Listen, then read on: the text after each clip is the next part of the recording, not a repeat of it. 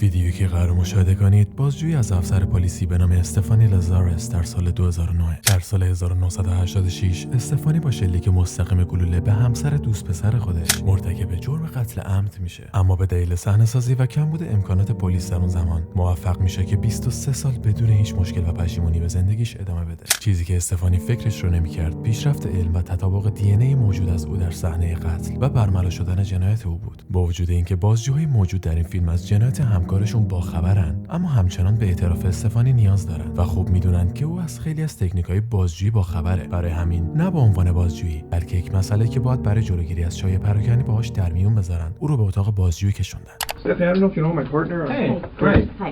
Have a seat. I don't want to talk about this in the squad room because I don't know who people are listening. That's true. And if we go to my side, everybody's always wondering what everybody else is sure, no doing. problem. Okay. اولین کاری که بازجوها دارن انجام میدن فراهم کردن زمینه‌ای برای احساس راحتی و خودمونی کردن متهمه. مسلماً متهم رو هم احمق فرض نکردن و میدونن که با این همه سال کار در آکادمی پلیس قطعاً شک میکنه که چرا تنها در یک اتاق بازجویی کشونده شده. بنابراین اولین کاری که میکنن جواب به این سوال و متقاعد کردن استفانی به اینکه صرفاً برای جلوگیری از شایعه پراکنی به این اتاق کشونده شده بود. We've been assigned a case that we've been looking at. Okay. It's a new case, and reviewing the case, there's some notes to see as far as your name being mentioned. Okay. Do you know John Rutan? سعی کنید خودتون رو به جای متهم بذارید. تصور کنید فردی هستید که به علت خشم و نفرت از یک رقیب عشقی او رو به قتل رسوندید. آیا گذشته 20 سال باعث میشه صحنه‌های قتل و یا اسم اشخاص از یادتون بره؟ مخصوصا اگه اون اسم شخصی باشه که به خاطرش جون یه نفر دیگر رو گرفتید. John Rutan? بازجوها خوب میدونستن که تلفظ صحیح این اسم جان راتن بوده. تلفظ کردن روتن به جای راتن یک تکنیک ساده برای اینکه ببینن متهم چه عکس‌العملی نشون میده بود. جان راتن یکی از طولانی ترین رابطه‌های استفانی و دلیل اصلی جنایت ارتکابی از سوی او بود. پس چطور ممکنه با شنیدن اسمش نیاز به این همه زمان فکر کردن داشته باشه؟ Right. Oh yeah, I went to school with him. You did? Yeah. How long did you know him? Gosh, I went to school in let's see, went to UCLA in 1978. I started and met him at school at the dorms. Mm-hmm. Were you guys friends, close friends? Yeah, we're very close friends. I mean, what's this all about? Well, it's a case we're working on. It involves John, and in there, some of the statements we reviewed, there's notes and stuff that he knew you and stuff. Oh yeah, I mean, we good friends. Lived in the dorms I lived in the dorms for 2 years. You guys lived in the same dorm? Yeah. Oh, okay. Yeah, Dykstra.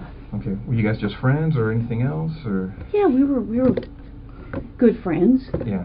Was there ever any relationship or anything that developed between you guys? Yeah, I mean, we dated. I mean, what's this all about? Well, it's relating to his wife. متاسفانه چهره استفانی تو این لحظه معلوم نیست، چرا که بدون شک با یک واکنش روانی به نام فایت اور فلایت یا همون جنگ یا گریز روبرو شده. حالت روانی جنگ یا گریز از 3 مرحله تشکیل میشه. اولی مرحله هشدار. در این مرحله سیستم عصبی تحریک شده و بدن رو برای دو انتخاب جنگ یا گریز در برابر یک تهدید آماده میکنه. مرحله دوم مرحله مقاومته. در این مرحله بدن وارد فاز جنگ یا گریز شده و سعی داره ما رو از هر کدوم از این حالات خارج کنه، چون هر دو این حالات با تحریک هورمون کورتیکوتروپین باعث ترشح بیش از حد آدرنالین، نورادرنالین و کورتیزول میشه. به زبان ساده بدن رو از حالت عادی خودش خارج میکنه. و اما مرحله سوم مرحله فرسودگیه. اگه دو مرحله اول به طور مکرر در طول زمان اتفاق بیفته، این حالت بدن رو فرسوده میکنه. اما برگردیم به استفانی که بین دو گزینه جنگ یا گریز جنگ رو انتخاب میکنه. Okay. Did you know her? Not really. I mean, I knew that he got married years ago. Did you ever meet her? God, I don't know. Do you know who she was or anything? Well, let me think. God, it's been a long time ago. I may have met her. Geez. کلمات گاش، گاد، جی یا هر کلمه دیگه که بیانگر یک حالت جا خوردن یا شوکه شدنش از پرسش‌های بازجوهاست که تا آخر این ویدیو هم تکرار میشن، در از تلاش‌های مظنون برای القای این قضیه است که خاطراتش راجع به این افراد بسیار محو و قدیمیه و سالهاست که ازشون بیخبره. او سعی داره به بازجوها این حس رو القا کنه که موضوع مورد بحث بهش بی ربطه و جان یک فرد معمولی توی زندگیش بوده و اطلاعات خاصی راجع بهش نداره که ارائه بده. Yeah. Well, let me ask you. You said you dated John. How long did you guys date? I mean, are you guys, is this something, I mean, you said I was going to interview somebody about art and how you guys are, Here's I mean, Stephanie, here's the situation. It's basically, we, didn't want to come up to you at your desk and ask those kinds of questions or do anything. You know how up there people can see what's going on if you go into an interview room or people are in there getting supplies. Okay. I mean, so we wanted to afford you some privacy, some confidentiality to talk about this because we thought it might be, something, you're married to someone else, obviously, and so forth, and that you may not want to, talk about these things in that setting where someone, we don't want the rumor mill or gossip or any of that kind of stuff to start. That's fine. God, that's been a million years ago. I mean, what year is it now? 2009? I mean, I graduated in 82. 82, yeah. We dated. I dated other guys. I'm sure he dated other girls. Well, let me ask you, roughly how long would you say you guys dated? Oh, jeez. I couldn't even say. I mean, چیزی که الان میخوام بهش توجه کنی توضیحات بیش از حد استفانی راجع به موضوعایی که یا فاقد اهمیتن یا نیازی به توضیحات مفصل ندارن. این یک تکنیک به نام TMT یا همون Terror Management Theory، مظنونی که توی ذهنش یک سناریوی دروغین ساخته یا سعی داره از یک واقعیت فرار کنه، با پرسش‌های متعدد بازجو از یک واقعی یکسان در زوایای مختلف روبرو میشه. این کار برای اینه که ذهن مظنون توانایی ادامه دادن به سناریوی دروغین خودش رو از دست بده و ناچار به بیان حقیقت بشه. استفانی با علم به این قضیه که در همچین موقعیتی قرار گرفته، با کش دادن جوابهای بی ربط یا فاقد اهمیت، سعی در خریدن زمان و تجزیه و تحلیل سناریوی دروغین در مغزش داره. I started school there in 78. I started UCLA in 1978. I graduated in 82. I don't even remember what year he graduated, if it was a year or two before me. Okay. I think he was a little bit older than I was. I mean, I can't remember if he was born, let's say I'm born in 1960. I don't know if he was born in 58 or 59. I mean, I knew his parents. I knew his sister. His brother went to Northridge. His sister spent the night at my house before. Obviously, I spent the night at his house before. He probably spent the night at my house before. I don't. Well, correct me if I'm wrong, because from what you're telling me, is you guys dated while you were in college together, right? Yeah, and probably after college. I can't. Geez, trying to think when I met my husband. I met my husband in, when did I meet Scott? Let's see. I was teaching DARE because I met Scott when I was teaching DARE up in Oregon. But we had long stopped, dating before that. So you haven't talked to him for a long time? Oh, I think I haven't talked to him in a long time. I couldn't even tell you when the last time I talked to him. I met Scott, I'm thinking in 92 maybe, April of 92. It was Scott being your husband. Yeah, I'm trying to think. I was teaching DARE. Let's see, what year is this? We'll be married. I got married in 1996. I think I met Scott in 92. Prior to that, I couldn't tell you how long I had talked to John prior to that. But since you met your husband, Scott, you hadn't talked to him? I mean, he may have called me once or twice before we got married. Right. I mean, what's this all about? I mean. Well, let me ask you. استفانی با پرسیدن اینکه این سوالا واسه چیه، سعی داره روند دو بازجو در پرسش سوالهای گوناگون که فشار روانی زیادی روی او آورده رو از بین ببره، اما موفق به این کار نمیشه. What ended the relationship between you and John? It was kind of a weird relationship. I mean, we dated.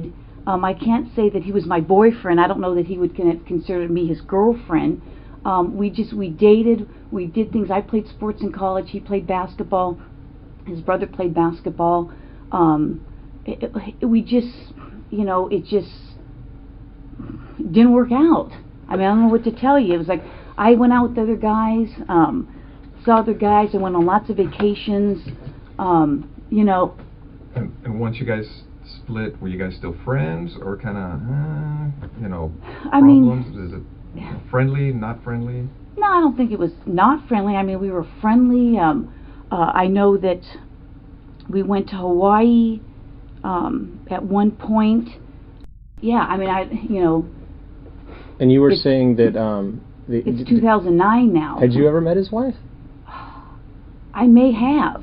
Do you remember her name or anything, or?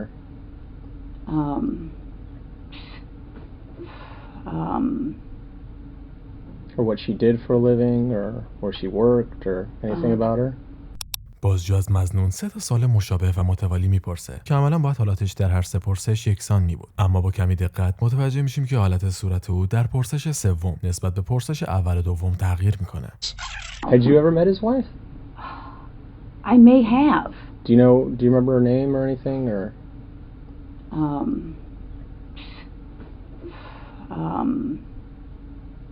حالا به حالت صورتش در پرسش سوم دقت کنید. علت این تفاوت اینه که او در 2 سال اول تظاهر به فکر کردن میکنه، ولی در پرسش آخر واقعا در حال فکر کردنه.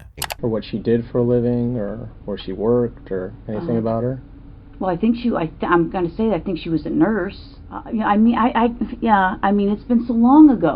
Well, let me ask you, did you go to their wedding, No, I didn't go to their wedding. No, did not go to their wedding. I couldn't even tell you what year we got married. I mean, it's been a million years ago. Again, I don't understand why you're talking about some guy I dated a million years ago. Well, do you know what happened to his wife?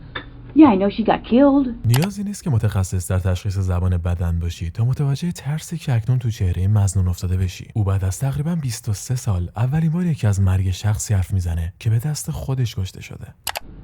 What did you hear about that? I saw a poster at work. I'm sure I spoke to him about it. I think I spoke to another friend of his about it. And how did you first learn about that? Jeez. Someone could have called me. I could have heard it at work. Everything okay between you guys? I mean, there was never anything uncomfortable or anything between you and her? 8 شاهد عینی شهادت دادن که استفانی بارها به محل کار همسر جان یعنی شری راسموسن میرفته و مزاحمت‌های متعددی رو براش ایجاد میکرده. او بارها شری رو به مرگ تهدید کرده و این کارش رو تا جای ادامه داده که شری بدون کمک همکاراش جرأت خروج از محل کارش رو نداشته. I don't know. I mean, it's been so many years. I mean, uncomfortable. I mean, I can't even remember if we had a conversation. I mean, we may have. I may have seen her at his apartment. Geez, how many years ago is that? I don't even know what year she, got killed. Where was his apartment? توجه کنید زمانی که داره جوابای صادقانه میده چقدر سریع و بدون ادا این کارو میکنه. On Roscoe. Okay. Do you know where he moved after? Did he move after he got married, or do you know? Or? حالا ببینید هنگام جواب دادن به سوالاتی که قرار دروغ بگه چقدر حالت تدافعی میگیره. I'm sure he did. Did you know where he was living, or? Somewhere in the valley. Did you ever visit him and his wife? No. No, never went out to, get together, dinners, anything of that nature? No. Like I said, his sister used to come over. His sister had come to my place. I knew his brother because his brother played basketball at Northridge.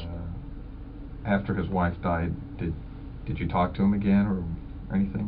Yeah, I mean, I did talk to him. Mm-hmm. I talked to him, probably his parents, probably some other friends. I'm sure I talked to him. Yeah. But you're not sure where he moved to after he got married? No idea. I mean, never went over to visit him or I don't think. meet I mean, his I wife, don't think so. I mean, I don't know. I don't think I did. And you're right. I mean, if you guys are claiming that I'm a suspect, then I got a problem with that. Okay. Okay, so. If you're doing this as an interrogation, you're saying, "Hey, I'm a suspect." Well, now I got a problem with now you're accusing me of this. Is that what you're saying? We're trying to figure out what happened, Stephanie.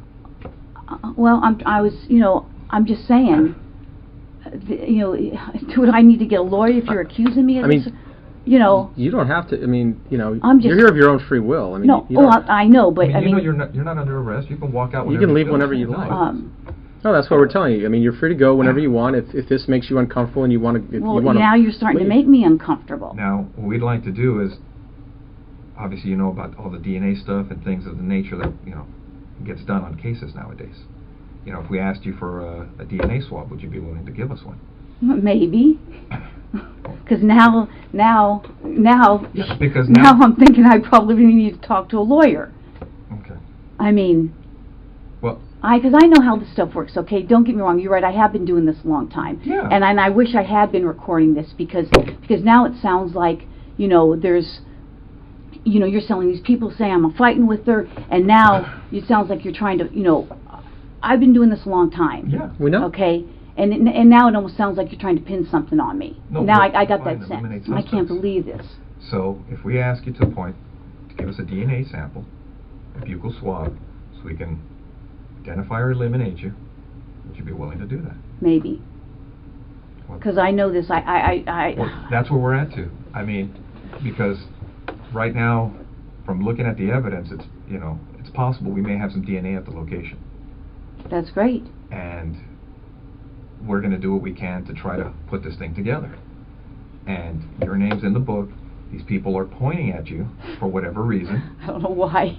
That's just crazy. I mean, that's absolutely crazy. And it would be irresponsible on our part not to look at it. I know. You guys have to do your job, and I guess I'm going to have to contact somebody.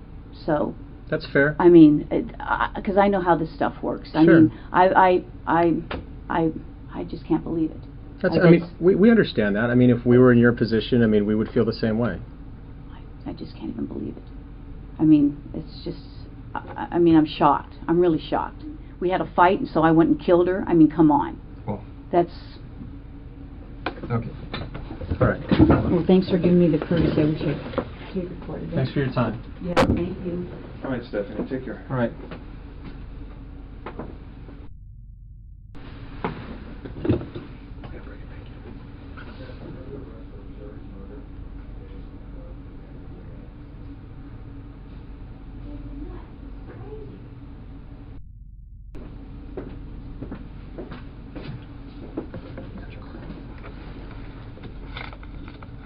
This is absolutely crazy. Have a seat, Stephanie. This is insane. Okay.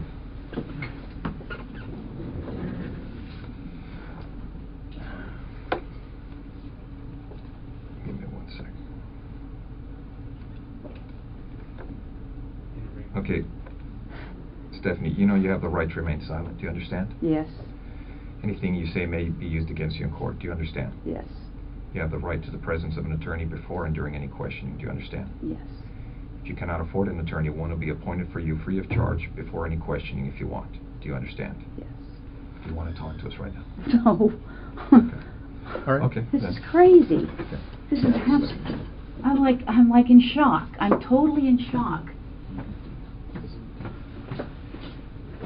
This afternoon, we are back on the record in People versus Lazarus. Shortly before noon, the jury announced they have a verdict. We will take the verdict at this time. People of the State of California versus Stephanie Eileen Lazarus. Case number BA 357423. We, the jury, in the above entitled action, find the defendant, Stephanie Eileen Lazarus, guilty of the crime of murder of Sherry Rasmussen. Your Honor, I'm John Rutten. Thank you for the opportunity to speak during this hearing. There are really no words that can describe the loss of Sherry and the whole of this experience, so it makes no sense to talk very long. It suffices to say that the Rasmussen family, my family, and Stephanie's family have been thrust into a bizarre world of disbelief and indescribable sadness. Sherry Rasmussen had a profound impact on so many people.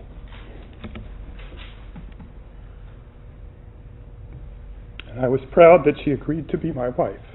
She was a hard worker, a consummate professional, a leader, a diplomat, forgiving, tough, and a kid at heart. استفانی لازارس برای قتل شری راسموسن به 27 سال حبس محکوم میشه. او اکنون در بخش زنان زندان کالیفرنیا تحت تدابیر امنیتی شدید در حال گذراندن حبسشه. Any other cars that stand out in your mind?